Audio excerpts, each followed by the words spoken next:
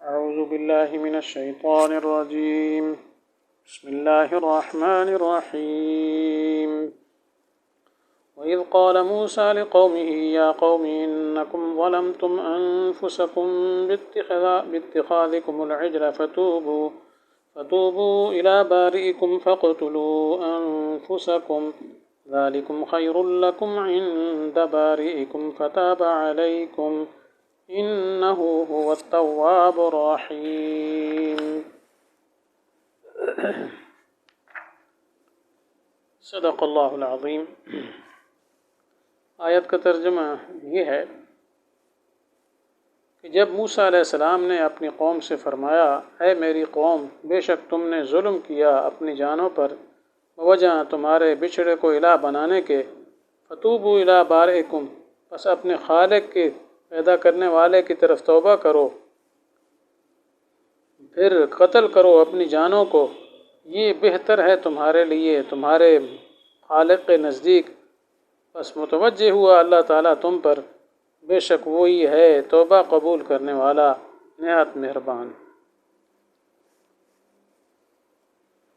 تو یہ اور انعام ہے بنی اسرائیل کے آباء و اجداد پر، موسیٰ علیہ السلام کے زمانے کے بنی اسرائیلیوں پر.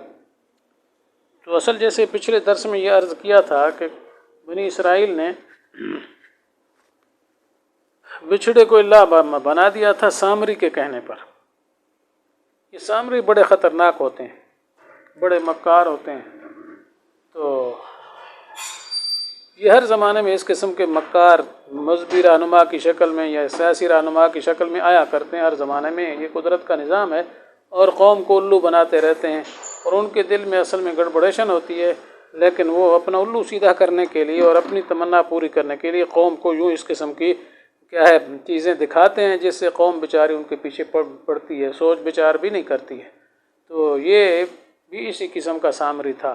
تو اس نے بچھڑا بنا دیا تھا اور پھر لوگوں کو کہا تھا کہ تم اس کی پوجا کرو. چنانچہ وہ سارے پوجا کرنے لگے، کچھ رہ گئے تھوڑے سے، اکثریت جو ہے وہ اس کی پوجا کر رہی تھی. تو جب موسیٰ علیہ السلام پہنچے تو موسیٰ علیہ السلام نے ہارون علیہ السلام سے ساری جو بات کی، جو پچھلے درس میں نے عرض کر دی تھی وہ بات ہوئی. موسیٰ علیہ السلام نے پھر کیا سامری کی طرف متوجہ ہوئے. ٹھیک ہے، تو سامری سے پوچھا یہ تو نے کیا فما خطبک یا سامری. تو اس نے آگے یہی کہا بصرت بما لم یبصروا بہ، میں نے ایسی چیز دیکھ لی تھی جو باقی لوگوں نے نہیں دیکھی تھی. وہ کیا دیکھا تھا؟ جیسے پیچھے عرض کیا تھا، اس نے حضرت جبریل امین کی سواری کو دیکھا تھا اور اس کے پاؤں کے نیچے سے کیا ہے مٹی اٹھا لی تھی. تو اس مٹی میں قسم کی برکت تھی، ادھر وہ زیورات تھے اس میں ملایا تو وہ جیسے پیچھے گزر چکا ہے آواز آنے لگی تھی. تو ان کی سزا یہ ہوئی کہ لا مساسا. ٹھیک ہے، موسیٰ علیہ السلام نے یہ فرمایا بس تیری سزا یہ ہے کہ ہر ایک کو کہے گا لا مساسا لا مساسا، جو اس کے قریب ہے مجھے ہاتھ نہ لگانا، مجھے ہاتھ نہ لگانا، جو ہاتھ لگائے بس اس کو بخار ہو جائے. یہ سامری کو بخار ہو جاتا تھا، گڑبڑ ہو جاتی، تکلیف ہوتی تھی. اس لیے یہ سزا اس کی تجویز ہوئی کہ وہ کسی کو ہاتھ بھی نہیں لگانے دیتا، جو کوئی ہاتھ لگائے سامری بیمار ہو جائے. تو اس طریقے سے یہ سزا تو اس کی ہوئی. دوسرا یہ کہ جو تو نے معبود بنایا تھا، جس کی پوجا بنی اسرائیل کے سامنے بنی اسرائیل کو سے کروائی تھی، تو اس کا یہ علاج ہے لَنُحَرِّقَنَّهُ ثُمَّ لَنَنْسِفَنَّهُ فِي الْيَمِّ نَسْفًا، کہ ہم اس کو جلائیں گے پھر اس کو جلا کر اس کی راکھ کو اڑا دیں گے، سمندر میں اڑا دیں گے کہ وہ اس کا نام و نشان تک ہی باقی نہ رہے. تو جس کو وہ حاجت روا مشکل کشا سمجھ کر پکارنے لگے تھے جی، تو اسی کو جلایا گیا اور ان کی آنکھوں کے سامنے اس کو ختم کیا گیا، تاکہ بنی اسرائیل کے دل میں جو شیطان نے اور سامری نے مل کے یہ ڈال دیا تھا کہ یہ معبود ہے، کہ حاجت روا مشکل کشا ہے جی، تو اس کی ذلت اور عاجزی اور اس کی کیا ہے محتاجی ظاہر ہو جائے کہ یہ تو کچھ بھی نہیں ہے، یہ تم خواہ مخواہ شیطان کے پھندے میں اور سامری کے ورغلانے پر اس کی عبادت میں پھنس گئے تھے. تو اس کو یوں جلایا گیا. موسیٰ علیہ السلام نے یہ علاج کیا جی. حالانکہ اللہ تعالیٰ خود فرماتے ہیں کہ وہ پوجا کر رہے تھے جی، لیکن انہوں نے یہ نہ سوچا کہ وہ لا یملک لہم ضرا ولا نفعا، نہ ان کو کوئی نفع پہنچا سکتا تھا نہ نقصان پہنچا سکتا تھا. کم از کم تو یہ سوچتے، جیسے آج کل لوگ ہیں جی، سوچتے موچتے کوئی نہیں ہے، بس کوئی جھنڈا کھنڈا نظر آ گیا تو اس کے چمو چٹو شروع ہو گئے، اس کو شور و پکار شروع کر دے جی، اس کو معبود سمجھ لیا کہ وہاں اپنے نظر و نیاز دینے لگے جی کوئی جھنڈا دیکھ لیا، کوئی اس قسم کی چیز دیکھ لی، قبر دیکھ لی، یہ سب جو ہے غلط کام ہیں، شرکیہ کام ہیں۔ تو یہی بات بنی اسرائیل نے کی تھی جی، تو اب بھی شروع ہو گئی، لوگ یہ سمجھتے نہیں۔ تو خیر پھر موسیٰ علیہ السلام نے فرمایا توبوا الی بارئکم، جیسے اس آیت میں کہ توبہ کرو۔ تو چنانچہ وہ لوگ پھر توبہ کے لیے تیار ہو گئے، لیکن ان کی توبہ کی شکل اور تھی۔ اصل توبہ تو یہی ہے کہ انسان سے جو جرم یا گناہ ہو جائے تو پھر اس پر ندامت ہو۔ پہلی شرط یہ ہے کہ کاش ہم سے یہ جرم نہ ہوتا، کیونکہ اصل توبہ تو ہے ہی ندامت کا نام، کہ جو انسان سے گناہ ہو گیا اس پر انسان دل سے پریشان ہو جائے، ہائے مجھ سے نہ ہوتا، میں کیا غلطی کر بیٹھا، واقعتاً ندامت ہو۔ اور پھر اس کے بعد یہ ہے کہ آئندہ یہ کام ہرگز نہیں کروں گا، ہرگز نہیں کروں گا، اس کا پختہ ارادہ کرے، جس کو کہتے ہیں عزم صمیم۔ تو یہ توبہ ہوتی ہے کہ گزشتہ پر ندامت، آئندہ کے لیے پختہ ارادہ کہ یہ عمل نہیں کروں گا، اور اللہ تعالیٰ سے معافی چاہے کہ اب مجھے پہلے گناہ کو تو بخش دیا جائے، آئندہ میں عمل کبھی نہیں کروں گا۔ اور جہاں کوئی چیزیں فوت ہو چکی ان کا تدارک ہو سکتا ہے وہ بھی کرے، حقوق العباد ہیں تو ان سے معافی مانگے یا معاف کروائے، جو بھی شکل ہو یا ادا کرے۔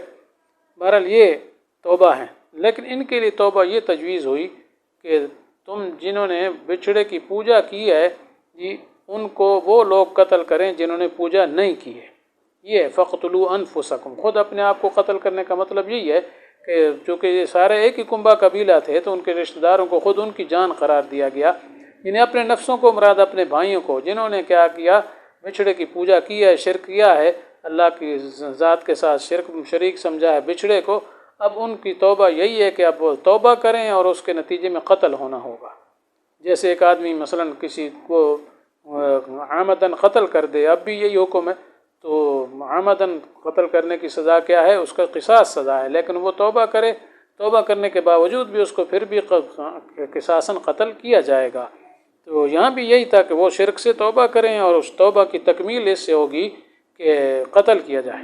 چنانچہ پھر اسی طرح ہوا، وہ اس کے لیے تیار ہو گئے جی کہ چلو دنیا کی زندگی تو ختم، لیکن آخرت کی ابد الآباد کی زندگی مزے کی بن جائے گی، توبہ قبول ہو گئی، گناہ معاف ہو گیا، قتل ہو گئے، سیدھے جنت میں۔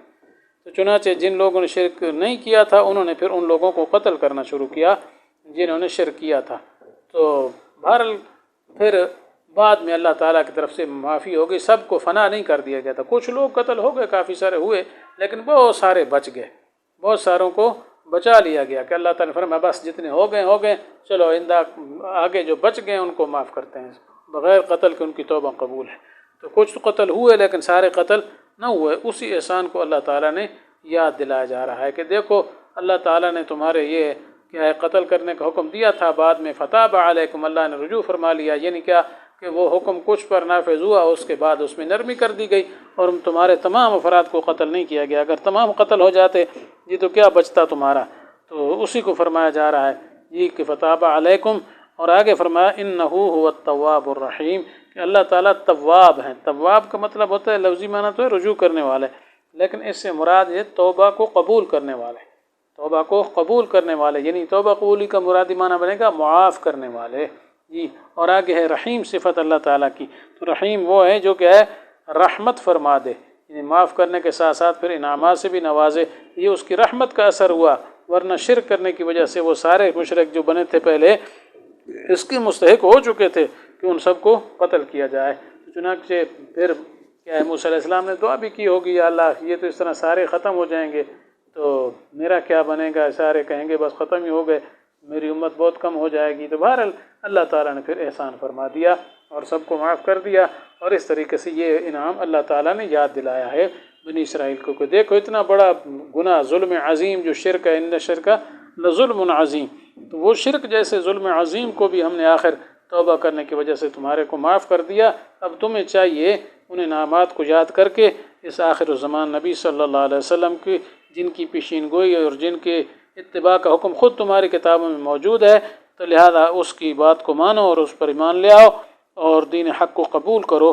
یہی تقاضا ہے پچھلے انعامات کا، اگر تم نے نہ کیا تو پھر تمہارے ساتھ بھی وہی کیا ہے ہوگا جو ان کے ساتھ ہوا ہے۔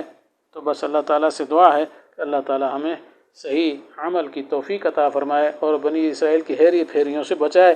وآخر دعوانا ان الحمد للہ رب العالمین۔